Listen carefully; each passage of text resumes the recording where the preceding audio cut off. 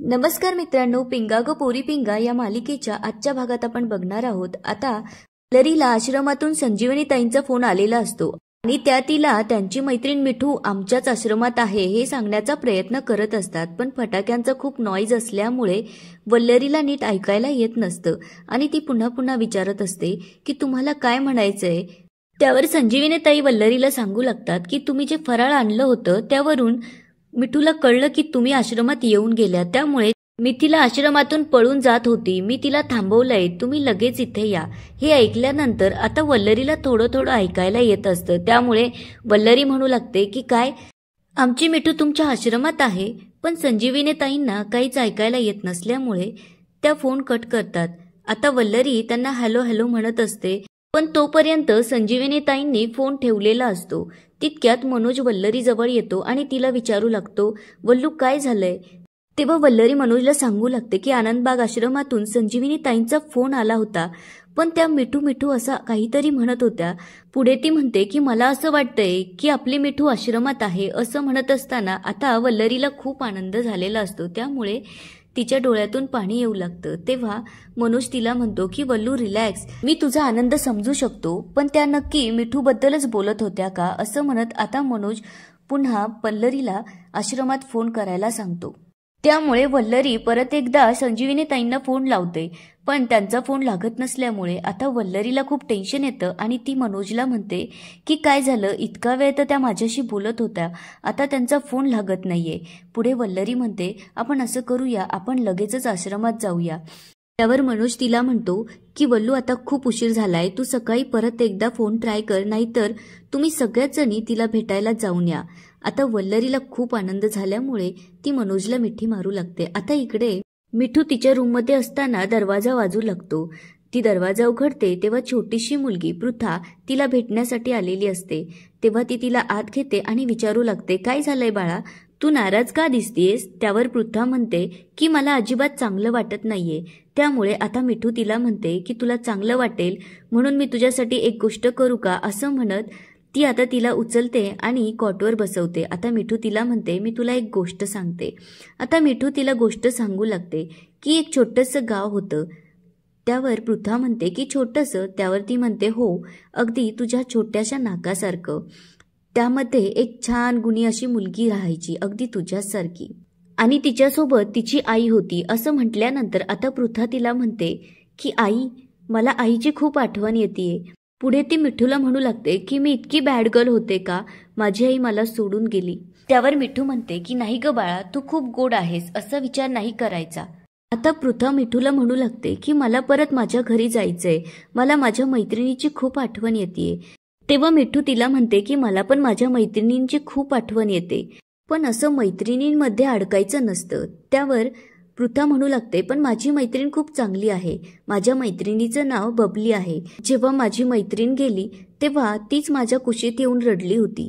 तेव्हा मिठू म्हणते पण आपलं काही चुकल्यानंतर त्याच आपल्या मैत्रिणी आपल्याला वाईट बोलतात ना, त्यावेळी खूप त्रास होतो।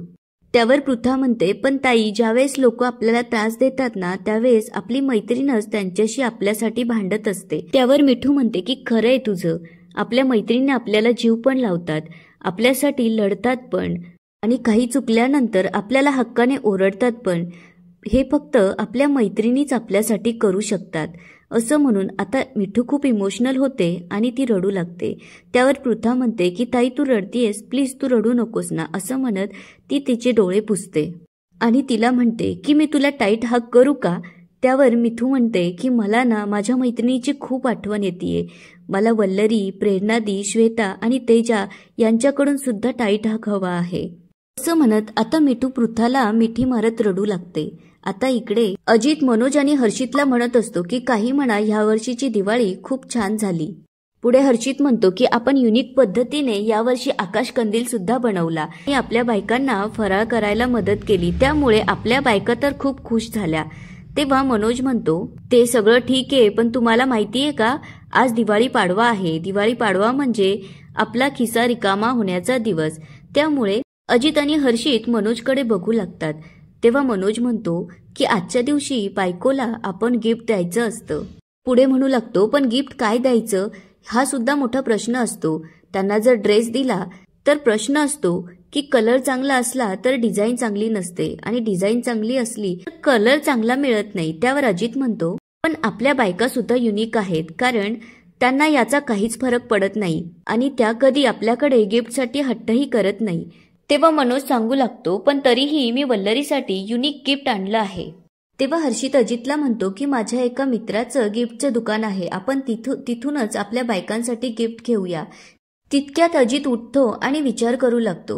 त्यामुळे आता मनोज आणि हर्षित त्याच्याजवळ जाऊन त्याला विचारू लागतात की काय झालं। त्यावर अजित म्हणू लागतो की प्रेरणासोबत एवढं काही घडून गेलंय, मला माहितीये ती वरवर जरी खुश असल्याचं दाखवत असली तरीही ती अजून त्यातून बाहेर पडलेली नाहीये। माझ्या प्रेरणाचं ते निरागस हसू कुठेतरी हरवलं आहे, आता ते हसू परत येईल का? त्यावर मनोज त्याला म्हणतो तू अजिबातच काळजी करू नको, वेळ सगळ्या गोष्टींवरती औषध असतं, त्यामुळे तू तिला थोडा वेळ दे। त्यावर हर्षित म्हणतो की तू एक काम का करत नाही, तू प्रेरणा तिला बाहेर फिरायला घेऊन जा, त्यामुळे तिला बरं वाटेल। त्यावर मनोज म्हणतो की अगदी बरोबर बोलतोय हर्षित, बाहेर गेल्यानंतर तुमची जागा आणि लोकही बदलतील। तेव्हा हर्षित म्हणतो की तिकिटाची चिंता करू नका, मी तुमचं तिकीट बुक करतो। तितक्यात अजित म्हणतो पण आजचं काय, आज तर त्यांना आपल्याला गिफ्ट द्यावंच लागणार आहे। त्यावर मनोज म्हणतो त्याची काहीही गरज नाहीये, कारण आज वल्लरी सगळ्यांनाच एक सरप्राईज देणार आहे। त्यावर अजित आणि हर्षितला आश्चर्य वाटतं आणि ते दोघंही एकमेकांकडे बघू लागतात। आता इकडे वल्लरी प्रेरणा, तेजा आणि श्वेताला येऊन सांगू लागते की रात्री तिला आनंदबाग आश्रमातून संजीवनी ताईंचा फोन आला होता आणि त्या कदाचित मिठूबद्दल सांगत होत्या। मला असं वाटतंय की आपली मिठू आश्रमातच आहे, असं जेव्हा वल्लरी त्यांना सांगू लागते त्यावर सगळ्यांनाच आनंद होतो, पण तेजाला जरा आश्चर्यच वाटू लागतं। तेजा म्हणते पण असं कसं शक्य आहे? त्यावर वल्लरी तिला विचारू लागते नेमकं तुम्हाला काय म्हणायचंय तेजाताई? त्यावर तेजा म्हणते आपली मिठू आणि आश्रमात असणं कसं शक्य आहे, कारण आपली मिठू साताऱ्याहून आईबाबांशी भांडण करून तिच्या करिअरसाठी इथे आली होती। आपण तर बघितलंय ती किती स्ट्रगल करायची, तिला हिरोईन बनायचं होतं, ती वेब सिरीज करायची आणि आपल्या अशा मिठूला आश्रमात राहण्याची वेळ का आली असेल, असं काय घडलं असेल तिच्यासोबत, त्यामुळे आता सगळ्यांची चिंता वाढू लागते। तेव्हा वल्लरी म्हणते मीही याचाच विचार करत होते। तेव्हा श्वेता म्हणू लागते पण नक्की संजीवनीताई आपल्या मिठूबद्दलच बोलत होत्या का? तुम्ही आधी त्यांना कॉल करून कन्फर्म करा। आता वल्लरी त्यांना कॉल लावू लागते। तितक्यात श्वेता म्हणते एक मिनिट, त्यापेक्षा आपण डायरेक्ट आश्रमातच जाऊया आणि रस्त्याने जाता जाता त्यांना कॉल करूया, आपल्याला एक फेरा पडेल एवढंच ना, असं म्हणत आता त्या तिथून जाऊ लागतात। आता त्यांच्यातलं बोलणं इंदुमतीने चोरून ऐकलेलं असतं, त्यामुळे तिच्या डोक्यामध्ये मात्र वेगळंच काहीतरी शिजत असतं। आता इकडे संजीवनीताई मिठूच्या रूममध्ये येऊन तिला आवाज देऊ लागतात, तेव्हा मिठू तिथे नसते। त्यांना असं वाटत असतं की कदाचित मिठू बाथरूममध्ये असेल। तेव्हा त्या तिला सांगू लागतात की तुझ्या मैत्रिणी तुला भेटण्यासाठी येणार आहे। तेव्हा त्यांच्या लक्षात येतं की मिठू आश्रमातच नसते। आता मिठू इकडे आश्रमातून पळालेली असते आणि त्यामुळे मिठू खूप खुश असते आणि जिकडे वाट मिळेल तिकडे पळू लागते। ही गोष्ट जेव्हा तेजा, श्वेता, वल्लरी आणि प्रेरणाला कळते तेव्हा तेजा संजीवनीताईवर ओरडत म्हणते असं कसं कोणी तुमच्या आश्रमातून पळून जाऊ शकतं, तुमचं लक्ष कुठे असतं? तेव्हा वल्लरी येऊन तेजाला शांत करते आणि म्हणते त्यांनी आपल्याला सांगितलंय ना की त्यांनी मिठूताईंना अडवण्याचा प्रयत्न केला, त्यानंतरही त्या पळून गेल्या, त्यात त्यांची काय चूक आहे?